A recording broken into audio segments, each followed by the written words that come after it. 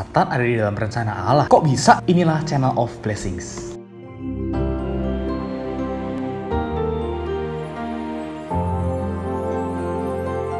Saudara-saudari, hari ini kita akan membahas satu oknum yang paling gak suka kalau saudara-saudari nonton video ini dan saya bikin video ini. Ya, dia adalah Satan. Saudara-saudari, di dalam seluruh Alkitab ada banyak catatan tentang Allah, manusia, dan Satan. Karena itu ketika kita membaca Alkitab, kita perlu mengenal bukan hanya batas mengenai Allah dan manusia saja, tetapi kita juga harus mengenal yang namanya setan atau iblis. Singkat cerita, Satan itu adalah seorang yang dulunya adalah malaikat Allah. Dia adalah malaikat yang tertinggi. Dia adalah malaikat yang paling unggul. Dia adalah malaikat yang paling elok. Tetapi saudara-saudari, karena dia unggul, dia elok, maka dia menjadi sombong dan dia ingin menyamakan dirinya dengan Allah. Dalam Yesaya pasal 14 ayat 13-14 dikatakan, "Engkau yang tadinya berkata dalam hatimu, aku hendak naik ke langit, aku hendak mendirikan tahtaku mengatasi bintang-bintang Allah, dan aku hendak duduk di atas bukit pertemuan jauh di sebelah utara. Aku hendak mengatasi ketinggian awan-awan, hendak menyamai yang maha tinggi." Saudara-saudari, di dalam ayat ini Satan itu memberontak. Satan itu ingin menyamakan dirinya dengan Allah. Artinya saudara-saudari, kalau ada orang yang menganggap dirinya lebih dari Allah, dia tuh lebih jahat dari setan. Karena pemberontakannya ini saudara-saudari, maka Satan menjadi musuh Allah. Seperti yang telah kita bahas dalam video-video sebelumnya, bahwa ketika Allah menjatuhi hukuman terhadap Satan, bahwa dia harus binasa, Allah tidak menjalankan hukumannya sendirian, tetapi Allah memerlukan satu makhluk lain untuk menjalankan hukumannya atas Satan. Karena itu Allah menciptakan manusia. Karena itulah saudara-saudari, para manusia diciptakan menurut gambaran rupa Allah dan dia ditakdirkan untuk menaklukkan Satan, seperti yang tercatat dalam Kejadian 1 ayat 26 yang dikatakan bahwa manusia akan berkuasa atas ikan-ikan di laut, burung-burung di udara, dan atas ternak, dan atas seluruh bumi, dan atas segala binatang melata yang merayap di bumi, yang adalah setan. Karena itulah setan itu paling seneng gangguin manusia. Tetapi saudara-saudari, sebenarnya setan itu ada di dalam rencana Allah. Setan itu ada di dalam rencana Allah. Saudara-saudari, ketika Allah ingin masuk ke dalam manusia, bahkan meluas dari rohnya ke jiwanya manusia, maka perlu satu tindakan, yaitu diri kita, hayat jiwa kita diakhiri. Saudara-saudari, bagaimana cara hayat jiwa kita ini bisa diakhiri sehingga Allah bisa masuk ke dalam kita? Kita perlu mengalami salib atau mengalami penderitaan. Nah, penderitaan ini saudara-saudari tidak mungkin dilakukan oleh malaikat-malaikat Allah yang baik, malaikat-malaikat Allah yang unggul. Karena itu saudara-saudari, untuk hal aspek negatif dalam rencana Allah ini, maka Allah memerlukan Satan. Seperti yang tercatat di dalam kitab Ayub. Singkat cerita, di dalam Ayub pasal 1, Allah dengan iblis itu sedang membicarakan seorang yang bernama Ayub. Dia adalah seorang yang saleh. Tuhan memberkatinya dengan berlimpah-limpah harta benda. Dia adalah seorang yang sangat baik. Tetapi iblis berkata bahwa coba ambil itu semua daripadanya. Apakah dia akan tetap saleh atau enggak? Apakah dia akan tetap memuji Tuhan atau malah mengutuki Tuhan? Karena itu saudara-saudari, dalam hal ini Allah mengizinkan iblis untuk merampas segala milik Ayub. Bahkan saudara-saudari, lebih lagi Allah juga mengizinkan iblis untuk mendatangkan penyakit terhadap Ayub ini. Tetapi saudara-saudari, apapun yang dilakukan iblis terhadap Ayub, itu semuanya di bawah kedaulatan Allah. Di dalam pasal yang kedua ayat yang ke-6 dalam kitab Ayub dikatakan, "Maka firman Tuhan kepada iblis, nah dia dalam kuasamu, hanya sayangkan nyawanya." Artinya iblis boleh merebut semuanya daripadanya. Iblis boleh memberikan dia penyakit bara, tetapi iblis tidak boleh mengambil nyawanya. Hal itu terbukti. Iblis tidak membuat dia sampai mati. Karena itu saudara-saudari, benar iblis itu jahat. Benar iblis itu membuat hidup manusia tuh nggak enak. Iblis mungkin mendatangkan pandemi hari ini. Tetapi saudara-saudari, percayalah bahwa hal tersebut ada di bawah kedaulatan Allah. Dan tujuan dari semuanya ini adalah supaya Allah bisa lebih lagi tergarapkan di dalam diri kita. Hayat jiwa kita, kebaikan kita, sifat alamiah kita itu perlu dikikis, perlu disalibkan melalui penderitaan-penderitaan itu. Sehingga Allah bisa semakin memenuhi diri kita. Allah bisa semakin terekspresikan melalui diri kita. Mungkin melalui penderitaan yang kita alami, kita ada waktu untuk datang kepada Tuhan, untuk bersekutu dengan Tuhan. Saudara-saudari, inilah yang membuat Allah dapat menggarapkan dirinya ke dalam kita lebih lagi dan lebih lagi. Karena itu saudara-saudari, dalam 1 Korintus pasal 10 ayat yang ke-13 juga dikatakan, "Pencobaan-pencobaan yang kamu alami ialah pencobaan-pencobaan biasa, yang tidak melebihi kekuatan manusia. Sebab Allah setia dan karena itu Ia tidak akan membiarkan kamu kamu dicobai melampaui kekuatanmu. Pada waktu kamu dicobai, Ia akan memberikan kepadamu jalan keluar sehingga kamu dapat menanggungnya. Saudara-saudari, pencobaan datangnya bukan dari Allah. Penderitaan yang kita alami bukan berasal dari Allah. Tetapi saudara-saudari, di bawah kedaulatan Allah, iblis memberikan penderitaan ini, memberikan pencobaan ini, tetapi di bawah kedaulatan Allah. Iblis tidak bisa melampaui kedaulatan Allah. Kalau Allah berkata, berdaulat, bahwa kita mengalami suatu penderitaan sampai satu batas tertentu, maka iblis tidak bisa melewati batas Allah ini. Saudara-saudari, karena Allah adalah Allah sang kasih, maka Dia tidak akan membiarkan iblis mencobai kita melampaui kekuatan kita. Karena tujuan dari pencobaan, tujuan dari pengujian yang diizinkan Allah terjadi atas diri kita, bukan supaya Allah mencobai kita iseng aja, membuat kita menderita, lalu membuat musuh-musuh kita atau orang-orang yang gak senang sama kita malah senang. Bukan. Tetapi saudara-saudari, tujuan dari penderitaan itu adalah bagaimana Allah dapat tersalurkan kepada manusia. Kalau nggak ada iblis, maka nggak ada penderitaan. Kalau nggak ada iblis, maka tidak ada yang mencobai. Karena itulah iblis di bawah kedaulatan Allah ada di dalam rencana Allah untuk bisa menggarapkan diri Allah ke dalam kita. Bagi manusia ini nggak masuk akal. Kenapa Allah harus menggunakan iblis? Yang mana hal ini memberikan kejahatan di seluruh dunia. Saudara-saudari, Allah mengenal diri kita. Allah tahu yang terbaik bagi kita, lebih daripada kita tahu diri kita sendiri. Karena itu saudara-saudari, percayalah, taat terhadap setiap penanggulangan, terhadap setiap penderitaan, pencobaan yang diizinkan Allah terjadi di dalam kehidupan kita. Kita perlu taat, senantiasa berpaling kepada Tuhan. Kita berpaling kepada Tuhan, membiarkan Dia memasuki kita, membiarkan Dia tersalurkan kepada kita. Maka dengan demikian kita juga bisa menjadi saluran berkat bagi orang-orang di sekitar kita. Dan demikian kita menjadi manusia yang mengekspresikan Allah, manusia yang menjadi wakil kekuasaan Allah di bumi hari ini, sehingga Allah dapat mendapati kita baik dan setia. Di dalam menghadapi iblis, dalam menghadapi godaan-godaan, pencobaan-pencobaan yang diberikan oleh iblis kepada kita perlu berdiri di atas kemenangan Tuhan. Kita perlu percaya bahwa Allah kita, Tuhan, telah menang atas iblis dan menang atas maut. Ketika kita di dalam Dia, maka kita pun menang atas iblis. Tidak perlu khawatir terhadap iblis. Kita adalah anak-anak Allah. Kita memiliki Allah di dalam kita. Ketika iblis mengganggu, kita hanya perlu berseru, "Hei,